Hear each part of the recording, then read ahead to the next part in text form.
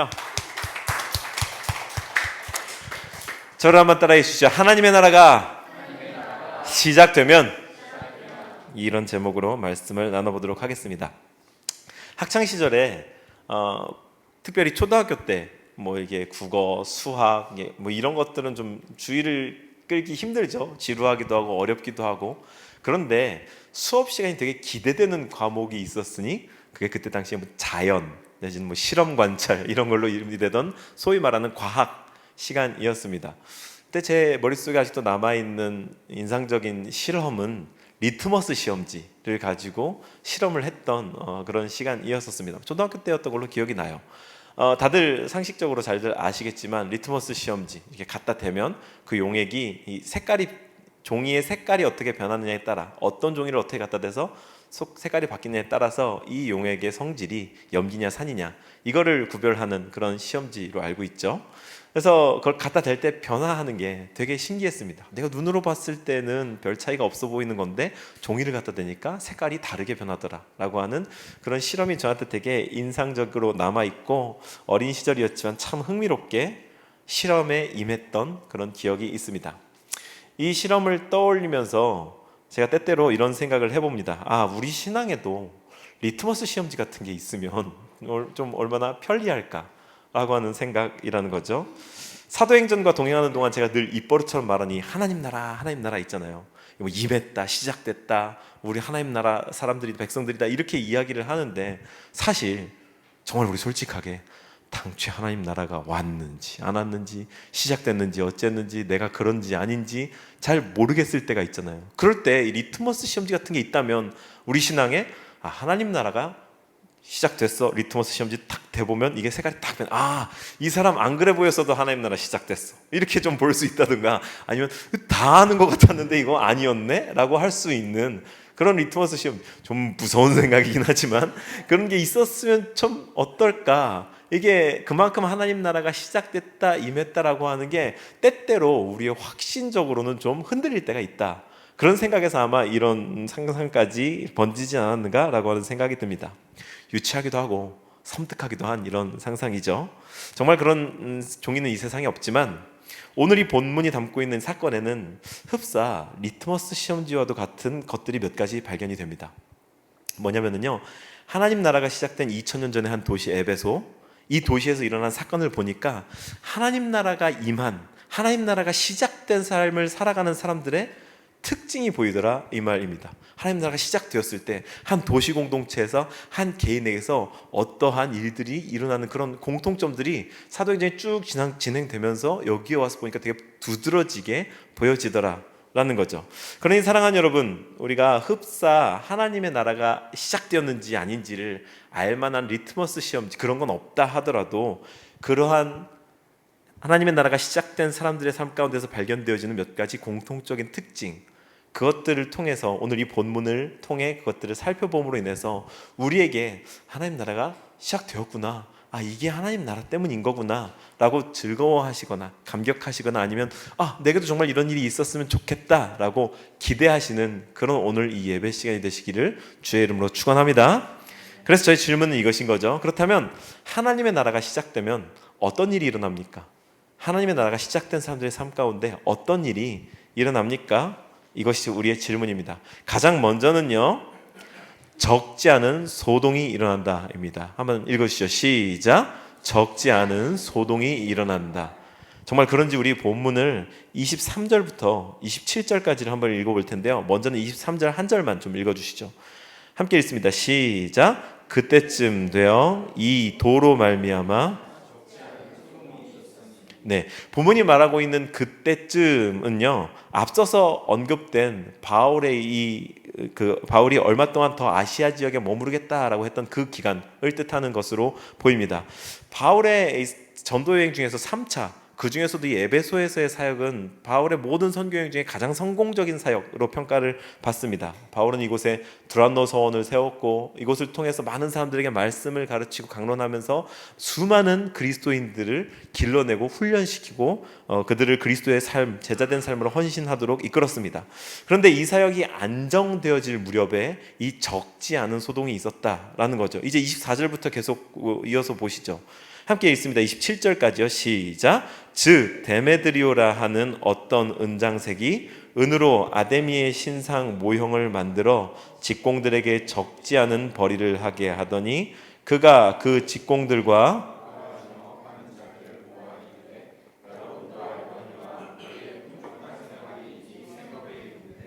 이 바울이 에베소뿐 아니라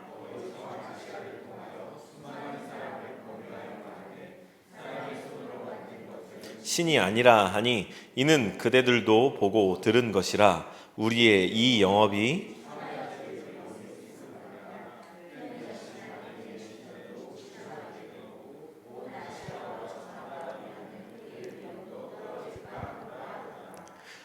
데메드리오라고 하는 사람이 있었다고 합니다. 본문에 보니까 그는 이 에베소에서 잘 발달한 은세공업자였습니다. 돈을 많이 벌었던 걸로 보이죠. 그리고 같은 일을 하는 사람들과 함께 말하자면 지금의 상인연합회를 조직해서 그 중에서의 좀 수장, 목소리를 낼 수 있는 인물이었던 것으로 보여집니다. 학자들의 연구에 따르면요, 역사가들의 연구를 따르면 당시에 에베소에는요, 은행가, 염색업자, 건축업자, 이발사, 수송업자, 의사, 설계사 등등 각종 말하자면 서비스업, 제조업 같은 데 종사하는 사람들의 연합들, 길드들이 있었다고 합니다. 그래서 이들은 이것을 통해서 자신들의 의견을 사회에 피력하기도 하고 또 사회와 소통하며 일종의 그 의견, 영향력을 행사하는 그런 조직이었던 것으로, 단합체였던 것으로 보여지죠. 그런 역할을 했다고 합니다. 그러니 그 가운데 한 조직체였던, 한 연합체였던 이 은세공업자들의 연합, 그 중에서 목소리를 낼 수 있는 데메드리오, 사실 굉장히 사회적으로 영향력 있는 인물이었던 걸로 보이는 거죠. 그의 입김이 생각보다 상당히 영향력 있는 것이었음이 짐작이 됩니다. 여튼 이처럼 상업, 무역업, 제조업 등등이 활발하게 발달해서 활력이 있는 도시 에베소, 이 에베소에 하나님 나라 복음이 전해지면서 많은 사람들이 돌아오기 시작했습니다. 제가 말씀드렸잖아요. 이 에베소에서의 사역이 가장 성공적인 사역으로 평가받는다. 엄청난 결과들이 있었던 겁니다. 많은 사람들이 그리스도인으로 헌신했고, 그래서 업종에 따라 다를 수 있었겠지만 특별히 이 은세공업은 수입에 직격탄을 맞았습니다. 이들이 무엇을 주주했습니까? 은으로 아르테미스, 그리스 신화의 아르테미스 여신상을 주조해서 그것을 판매하는 일들을 했던 거죠. 이 아르테미스가 이 지역에서 아주 영향력 있는 여신이었습니다. 특별히 이전부터 계속 전통적으로 전해 내려오는 그런 여신이었기 때문에 이 지역에서 아주 추앙받는, 숭배받는 여신이었기 때문에, 그리고 번영과 풍요, 다산을 상징하기 때문에 이 여인의 형상, 여인도 아니죠, 이 우상의 형상을 만들어서 은으로 만들어서 파는 거는 짭짤한 수입을 가져다 주었다 이 말입니다. 지금 데메드리오가 이야기를 하고 있지 않습니까? 그래서 이들의 매출이 급감하게 되었고, 급기야는 상인연합회 회장격인 이 데메드리오가 나서서 선동을 하기 시작한 거죠. 이대로 보고만 있을 겁니까? 우리 사업이 망하게 생겼는데 우리가 이걸로 얼마나 큰 돈을 벌었는지는 알지 않습니까? 그러니 가만히 있을 수 없습니다 라고 얘기하면서 아르테미스 여신을 향한 신앙심에 살짝 호소한 듯하면서 또한 자기들의 이 손해가 있다라는 것을 슬쩍 어필하는 이 데메드리오의 약간 머리를 굴리는 게 우리한테 보이죠. 그러면서 이제 적지 않은 소동이 일어나게 된 겁니다. 사람들은요, 자기가 겪는 손해, 특별히 경제적인 손해에 엄청나게 민감합니다. 그렇지 않습니까? 우리 모두가 다 마찬가지입니다. 이것은 고대나 지금이나 마찬가지였습니다. 자기의 손해가 눈앞에 오고, 그리고 별 생각 안 하고 있다가 요즘 왜 이렇게 장사가 안 되지? 이런 정도 생각을 하고 있었는데 데메드리오 말을 듣고 보니까 그러네? 저 듣도 보도 못한 저기에서 온 안디옥에서 온 저 유대인 바울이라고 하는 양반이 하는 얘기 때문에 우리 산업이 망하게 생겼네? 장사 안 되는 게 저 인간 때문이었구만. 그래, 안 되겠어라고 하면서 소동이 일어난 거죠. 본문에서 소동이라고 번역된 단어는요, 타라코스라고 하는 단어를 씁니다. 이거는요, 이런 이미지를 갖고 있어요. 큰 수조, 큰 통에 담겨있는 물을 이렇게 긴 막대기로 바닥 이렇게 확 휘젓는 아주 역동적인 모습인 거죠. 타라코스. 근데 생각을 해보십시오. 당시 사람들이 큰 수조를 봐봤자 어떤 수조를 봤겠습니까? 지금의 우리처럼 크고 깨끗한 물탱크에 들어있어서 바닥까지 훤히 보이는 생수, 소독된 상수도 이런 물을 봤겠습니까? 아직 기껏해야 맑은 물 따다 담아놓고 아니면 빗물 받아다 놓은 그런 돌덩이 안에 막 이런 정도의 수조 안에 들어있는 물이었을 거라 이 말이죠. 확 휘저으면 바닥부터 이렇게 뒤집어 올라오면서 다 지금 상상이 되시죠? 안에 있는 부유물들이 다시 한번 확 뒤집어집니다. 오랫동안 가만히 둬야 위에 있는 물 조금 떠서 마실 수 있을까? 그 물로 뭔가 좀 할 수 있을까? 이렇게 휘젓는 거는 안에 있는 것들을 다 뒤집어 엎어버려서 막 엉망진창이 되는 일이죠. 이 본문이 나타내는 소동이라는 게 이러한 이미지로 묘사되었다는 것입니다. 이 단어가 사용된 것, 이 단어가 뜻하는 바가 매우 의미심장합니다. 이렇게 휘젓지 않으면 이 물은 깨끗하고 쓸모가 있습니다. 굳이 문제 삼지 않으면 문제가 되지 않는 일인 거죠. 우리에게 복음이 하나님 나라가 시작되면서 겪는 어려움, 즉 우리 안에서 일어나는 소동은 평소에 복음이 아니면, 하나님 나라가 아니면 문제되지 않을 것들입니다. 아주 실제적인 예를 가지고 와볼까요? 우리는 주일 아침에 모여서 예배를 드립니다. 이 시간은 원래 우리의 것이다 라고 생각하는 시간인데, 하나님 나라가 시작되면서 우리가 진지한 신앙의 차원에 접어들면서부터 이 시간은 내가 우리 공동체랑 약속한 예배 시간이지, 주일 예배에 참석해야겠어. 이게 뭐 나중에는 목장 예배 모임에 참석해야겠어. 우리 소모임에 참석해야겠어. 이렇게 하면서 그 시간을 떼어내는 것, 그것이 문제 삼지 않으면 그때까지 문제가 아닐, 하나님 나라가 아니고서는 문제가 아니어도 될 만한 차원이라 이 말입니다. 헌금도 마찬가지입니다. 우리에게 주어지는 물질은 우리가 우리 마음대로 쓸 수 있는 것으로 생각합니다. 그런데 좀 더 생각을 하면 우리가 그 물질을 손에 쥐기까지 하나님께서 우리를 건강하게 지켜주신 것, 우리의 일들이, 사업들이 안정적으로 진행될 수 있도록 여러 가지 일들을 지키고 보호해 주신 것, 물론 우리의 애씀과 수고가 있었습니다만 이 모든 삶의 여건들의 주인이 하나님이시다라고 인정해드리는 그 인정이 있는 것, 이 인정은 하나님 나라가 아니면 있을 수가 없는 인정인 거죠. 그러니 문제 삼지 않으면, 하지 않아도 그전에는 괜찮은 거지만 하나님 나라가 시작되면 불편해지고 부대끼기 시작하는 그런 종류의 일들이다 이 말입니다. 이거는 너무 이제 뻔하게 상상되어지는 거죠. 한 가지 더 예를 들어볼까요? 우리가 하나님께서 지으신 피조세계, 이 피조세계가 망가져 있는 속도가 가속화되어지고 있는 걸 보지 않습니까? 지구온난화, 기후, 이상 기후들, 요즘도 너무너무 덥잖아요. 이 속도를 조금이라도 늦춰보자 우리가 피조세계를 맡은 인간들로서 생육하고 번성하고 충만하고 땅에 가득하여서 다스려라라고 하는 위임을 받은 사람들로서 이 세상을 좀 더 잘 다스리고 이 파괴를 늦추거나 멈출 수 있는 방법으로 나 하나가 공회전을 줄이고 텀블러를 들고 다니고 일회용품 사용을 줄이고 물건을 살 때 적당한 만큼 사고 음식도 버리지 않게 하고, 이런 종류의 실천들 귀찮아요. 하기 힘듭니다. 그런데 우리가 하나님 나라가 시작되면서 이러한 것들이 진지하게 내 삶 가운데 문제 제기가 되면 우리는 그때부터는 더 이상 외면하기 어려워집니다. 환경을 생각해서 아니요, 하나님 때문에, 하나님 나라 때문에, 하나님 나라 복음이 내 안에 진정성 있는 것이기 때문에. 적지 않은 소동은요 이렇게 실제적인 것이었습니다. 당시에 이 바울과 함께했던 가이오와 누구였나, 아리스다고 이 두 사람에게는 눈앞에 직면한 위기였지만 우리에게는 2000년 전 사건이잖아요. 그래서 우리에게 실감이 더 이상 안 날 수 있는데, 이제 우리에게는 이런 차원으로 와서 우리 안에 적지 않은 소동이 되는 겁니다. 우리의 시간을 어떻게 쓸 것인가, 우리의 물질을 어떻게 쓸 것인가, 우리의 삶 가운데에서 편리함으로 가장되어 있는 시각을 돌려서 다른 사이드를 보면 사실 이 세상이 파괴되어지고 있던 것들을 우리가 어떻게 대할 것인가. 그럼 우리는 한 사람의 성숙한 그리스도인, 하나님 나라에 동참한 사람들로서 이것을 어떻게 늦춰갈 수 있을 것인가를 진지하게 고민하는 것, 이것이 우리 삶에 발견되어지는 적지 않은 소동의 실체들인 것이죠. 그렇다면 우리는 한 걸음 더 나아가서 좀 더 심화된 질문을 던질 수 있을 것입니다. 그렇다면 우리 안에 이 적지 않은 소동이 일어나는데 그냥 하나님 나라 때문에 시작됩니다 라고 하는 피상적인 것 말고 왜 이게 내 안에서 이렇게 부대끼는 거지?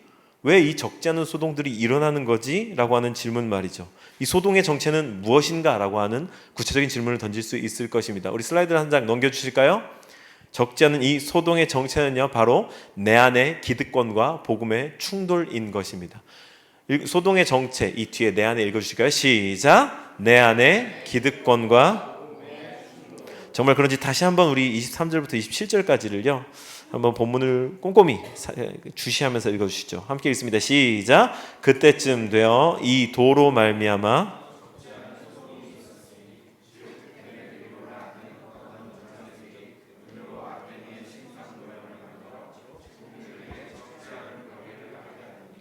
그가 직공들과 그러한 영업하는 자들을 모아 이르되,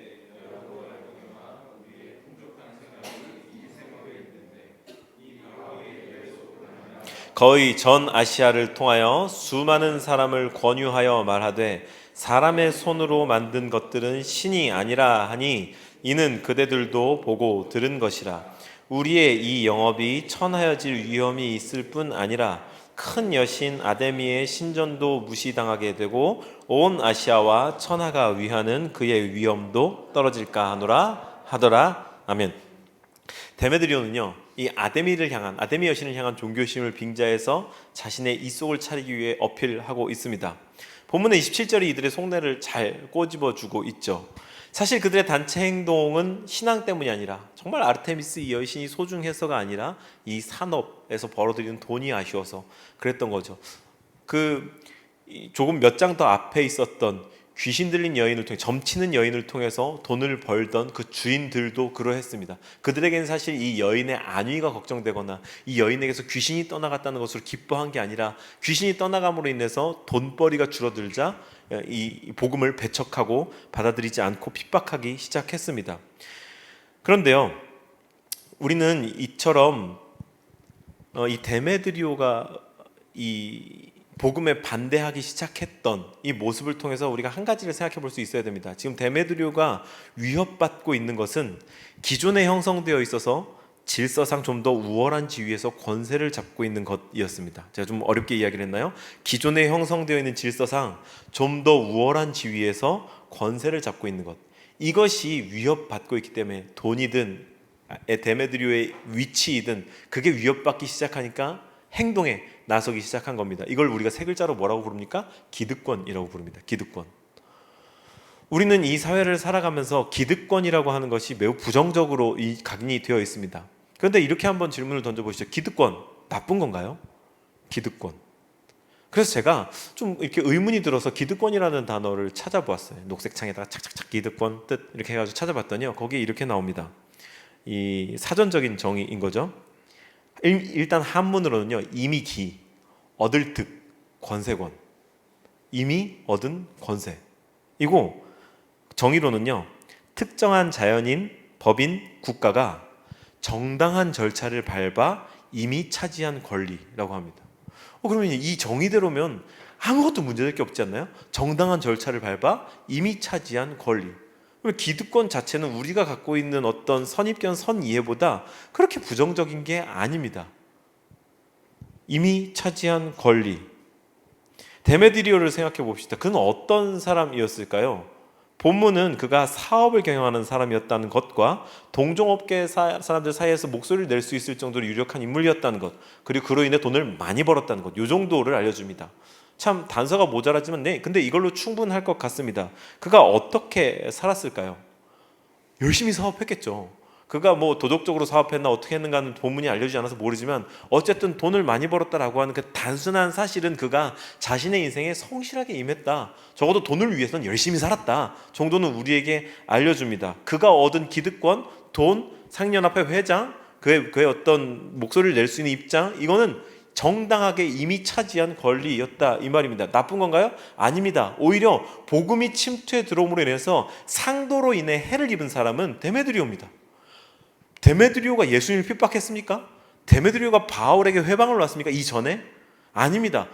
데메드리오가 전도 여행을 온 사람들에게 태클을 걸었나요? 아닙니다. 오히려 이들은 여기서 장사를 잘하고 있었는데 복음이 흥황해서 그냥 퍼져가니까 그것 때문에 손해를 보기 시작했습니다. 요즘 우리의 경제 상식으로 보면 나 가만히 있었는데 먼저 공격하니까 나도 어쩔 수 없이 대응에 나서야겠어 정도가 데메드리오 입장이거든요. 억울하죠.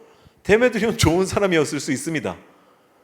제가 지금 뭘 자꾸 강조하려고 하는 겁니까? 데메드리오는 사실 우리의 세상 상식으로 보면 잘못한 게 없다라고 하는 점을 강조하려고 하는 겁니다. 그런데 그가 잘못한 게 있어서 그의 사업이 이렇게 방향이 사양 산업으로 바뀐 건가요? 지금 잘못되고 있었던 건가요? 아닙니다. 그에겐 잘못이 없었습니다. 그는 가만히 서 있었을 뿐인데 중요한 건 그가 옳지 않은 편에 서 있었다라는 것뿐입니다. 옳지 않은 편에 서 있었다. 그의 기득권, 그의 삶의 관성이 시작부터 잘못된 곳에 있었다.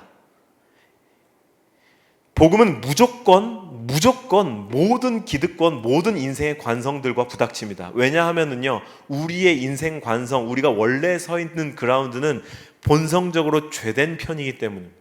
복음의 영향을 받지 않고서 서 있는 우리가 행하는 모든 일들은 우리 인생의 관성을 따라갑니다. 우리의 본성적 성품을 따라갑니다. 그 모든 것들은 복음과 반대됩니다. 왜? 인간은 죄성을 가지고 있기 때문에, 죄인이기 때문에. 그래서 복음으로 방향을 돌이키지 않고서는, 하나님 나라 복음으로 우리의 출발선을 다시 세팅하지 않고서는 모든 종류의 기득권, 삶의 연장선들은 다 하나님의 뜻과 하나님의 나라와 뒤틀려질 뿐입니다. 그래서 복음으로 바로잡아야 한다 이 말이죠. 이제 우리의 이야기를 한번 해봅시다. 그리스도인의 신앙을 갖게 되면서, 또는 다시 회복하고 붙들게 되면서 이전에는 문제가 아니었는데 불편해진 것이 있습니까? 우리에겐 복음과 충돌할 만한 기득권이 있습니까? 내가 내 돈 주고 구입한 승용차를 기득권이라고 생각해 본 적 있나요?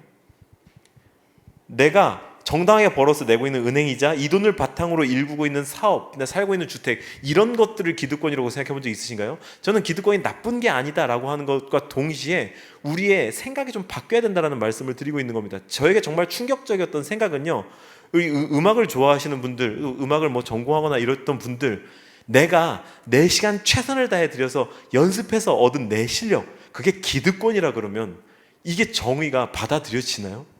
그런데 본문에 따르면 내 인생의 관성, 그냥 본성을 따라서 가고 있던 모든 것들, 내가 이미 갖고 있던 모든 것들은 복음으로 다시 재해석되지 않으면 그것은 기득권이며 하나님 앞에 방향을 돌려야만 할, 하나님과 부닥칠 수밖에 없는 인생 관성이다라는 것을 발견하게 되었다 이 말입니다. 우리의 오염된 본성에 따른 오해. 우리는 흔히 복음은 좋은 것이기 때문에 우리에게 나쁜 것, 우리에게 모자란 것을 보충해줘서 우리를 더 좋은 삶으로 이끈다라고 그렇게 상상하고 있습니다. 다시 한번 들어주실까요? 복음은 우리의 삶을, 복음이 좋은 것이기 때문에 우리에게 모자란 것, 우리에게 나쁜 것을 보충해서 우리를 보다 더 좋은 삶으로 인도한다. 이렇게 생각을 합니다. 지금 문장에는 틀린 게 없는 것 같아요. 근데 여기에 잘못된 두 가지 전제가 있는데요. 먼저는 내게 좋은 것이 여전히 만족스럽게 유지되어야 한다 라는 것이며, 다른 한 가지는 내가 만족해하는 것이 좋아진 것이다. 정말 과연 그런가요? 이것 또한 우리의 오염된 본성에서 내려진 잘못된 결론 아닌가요? 복음은 좋은 것이라는 것은 하나님 앞에 좋은 것이며 우리의 잘못되어짐을 하나님 앞에 올바른 것으로 교정한다는 것을 의미합니다. 그렇다면 우리가 옳게 좋게 여기고 있던 것들조차도 타라코스, 다 뒤집어 엎어지고 하나님 앞에 세팅되는 일도 있을 수 있다는 겁니다. 저는 우리 인생의 모든 부분을 다 부인하는 것처럼 이야기하지만 이 가운데는 아주 깊은 고민이 필요하겠죠. 하나님이 우리의 인생을 형성해 오신 어떤 결도 있을 것이며, 그 가운데 그 순방향으로 사용하는 것도 있을 것이며 역방향으로 뒤집어 놓는 것도 있을 테지만, 적어도 우리의 욕심, 우리의 생각으로 빚어온 인생의 방향은 모두 다 그것과 부닥친다라는 말과 동시에, 그렇기 때문에 우리의 기준을 하나님께 맞춰야 된다, 하나님이 옳게 여기시는 것, 하나님이 맞게 여기시는 것에 맞춰야 한다라는 말씀을 지금 힘주어서 애써서 드리고 있는 겁니다. 바울이 전한 하나님 나라 복음이 은세공업자들에게 부대끼는 이유가 무엇이었습니까? 이들이 전하는 예수 그리스도가 사람의 손으로 만든 것들은 신이 아니다라고 말하기 때문에, 즉 아르테미스가 구원을 가져다 줄 수 없다고 하기 때문에 이들을 복음으로 인해서 산업에 막대한 손해가 시작되었기 때문에, 하나님께는 이들이 타인에게 손해를 입히고 있었는가가 중요한 게 아닙니다. 이들이 옳게 살고 있었는가가 중요한 게 아닙니다. 하나님과의 관계가 어떠했는가, 그것이 중요했던 거죠. 하나님의 초점은, 복음의 초점은 지금 현재 이들이 좋은가가 아니라 하나님과 깨어진 관계 속에 있다, 그것을 깨달아라, 그러니 하나님과의 관계를 회복하기 시작해라 라는 것이었다는 것입니다. 이제 설교를 정리하려고 합니다. 어렵고 길고 무거운 이야기를 정확하게 늘어놨더니 이제 하나하나씩 수습을 좀 해야겠는데요. 오늘의 본문, 이 조금의 앞인 17절부터죠. 본문에 해당하지 않지만 조금의 앞인 17절부터 한번 보시죠. 17절 성경책을 펴주실까요? 오늘 본문 17절부터 21절까지를 한번 쭉 읽어보시죠. 함께 읽습니다. 시작. 에베소에 사는 유대인과 헬라인들이 다 이 일을 알고 두려워하며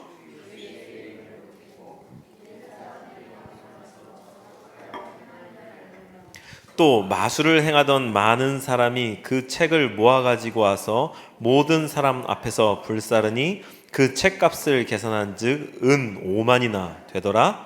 이와 같이 주의 말씀이 힘이 있어 흥왕하여 세력을 얻으니라. 이 일이 있은 후에 바울이 아가야를 거쳐 예루살렘에 가기로 작정하여 이르되 내가 거기 갔다가 후에 로마도 보아야 하리라 하고. 아멘. 에베소는요, 당시 헬라 세계에서 아주 주요하고 크고 잘 발달되어 있는 도시 가운데 하나였습니다. 설교 서두에 말씀드렸다시피 바울은 가장 성공적으로 이 도시에서 사역을 했고요.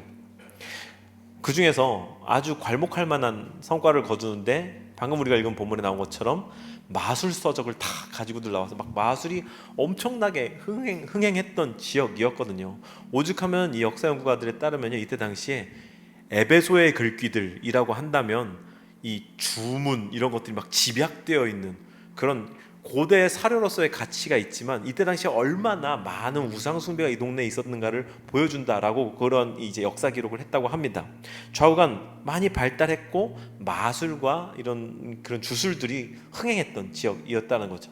거기에 복음이 전해지니까 이 도시가 들썩들썩하기 시작하면서 이 사람들이 기존의 마술에 종사하던 사람들이 마술 서적들을 들고 나와서 함께 불태워버렸습니다. 분서해버렸습니다. 이 값어치가 은 5만이었다. 오늘날의 그 비용으로 환산하면 약 5억 정도가 된다라고 합니다. 5억 원어치 책이 하루아침에 복음 때문에 불타 없어진 거죠. 이렇게 성공적인 사역을 하고 대단하고 위대한 일을 하면서 바울이 결심합니다. 21절에 내가 이제 로마도 보아야 하리라. 예루살렘도 가고 로마도 보아야 하리라. 그러면서 이제 가장 좋은 성과를 얻고 다음 스텝으로 이제 내가 저 끝까지 가가지고 이제 하나님 나라를 전할 거야라고 하는 당찬 포부를 갖고 있는 중에 그때쯤에 이 소요가 일어났다. 모든 게 잘 되어가는 것 같고 하나님께서 도우시는 것 같고 순풍에 돛단 듯 흘러가는 것 같은 이 사역에 그때쯤에 큰 폭동, 적지 않은 소동이 일어났다라는 거죠. 인생을 통틀어서 가장 성공적인 사역을 하면서 이제 한 걸음 더 힘차게 내딛어야 할 때 일어난 큰 소동, 적지 않은 소동, 딱 바울의 발목을 잡았던 겁니다. 바울이 잘못하거나 죄가 있어서 아니면 잘못 생각해서 교만해서 이런 일들이 일어났던 게 아니라는 거죠. 바울은 하나님의 일에 헌신하고 있었고 하나님을 잘 따라가고 있었습니다. 바울의 잘못이나 탓, 하나님의 뜻, 다른 뜻이 있어서가 아니라 복음을 받아들인 인간 죄성의 자연스러운 반응으로 그냥 소동이 일어난 것일 뿐이었습니다. 이처럼 하나님의 나라가 시작되면 우리의 본성과 부닥치기 시작하면서 우리 안에는 여러 가지 부대낌이 일어납니다. 타라코스가 일어난다 이 말이죠. 우리는 거기에 어떻게 반응할 것인가를 스스로 결정할 수 있습니다.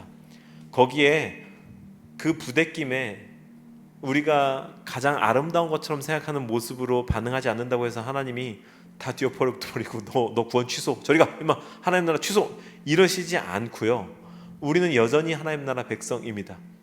하지만 그 부대낌에 우리의 신앙대로 순방향대로 반응하는 사람들은 하나님께서 인도하시는 그 다음의 사역, 예루살렘, 로마, 순교의 자리까지 이끌어 가실 거예요. 더 터프한 자리인 거고 더 많은 일들을 해야 돼요. 더 깊은 차원의. 그렇기 때문에 교회에서도 신앙 공동체에서도 고생하는 사람이 고생하고 은혜 받는 사람이 은혜 받고 더 깊은 차원에 나아갈 수 있는, 말하자면 특권을 얻게 되는 겁니다. 우리가 복음에 헌신하기 시작하면서 복음을 믿기 시작하면서 신앙을 좀 더 진지한 차원으로 끌어가기 시작하면서 우리 주변에서 일어나는 부대낌들 그리고 뭐가 뒤틀리는 것 같은 일들은 여러분 용기를 얻으십시오. 우리의 잘못이 아닙니다. 내지는 우리가 내디딘 한 스텝이 잘못된 방향이기 때문이 아닙니다. 자연스러운 겁니다. 공중권세 잡은 마귀가 진행하는 이 세상과 복음에 헌신한 사람의 발걸음은 이 스텝이 박자가 안 맞을 수밖에 없습니다. 그러니 용기를 얻으십시오. 당신은 잘 가고 있습니다. 그리고 조금 더 하나님의 부르심에 헌신하기 원한다면 말씀을 통해서 하나님의 뜻을 알아가십시오. 큐티를 통해서, 개인의 기도의 시간을 통해서, 우리로 말하자면 10 이 시간들을 잘 지키는 것을 통해서 하나님의 뜻을 알아가십시오. 진지하게 주님 앞에 나아가서 주님의 뜻을 구하십시오. 그럼 주님이 다음 스텝을 알려주실 겁니다. 그 스텝에 순종하며 나아가는 우리가 되기를 주의 이름으로 축원합니다.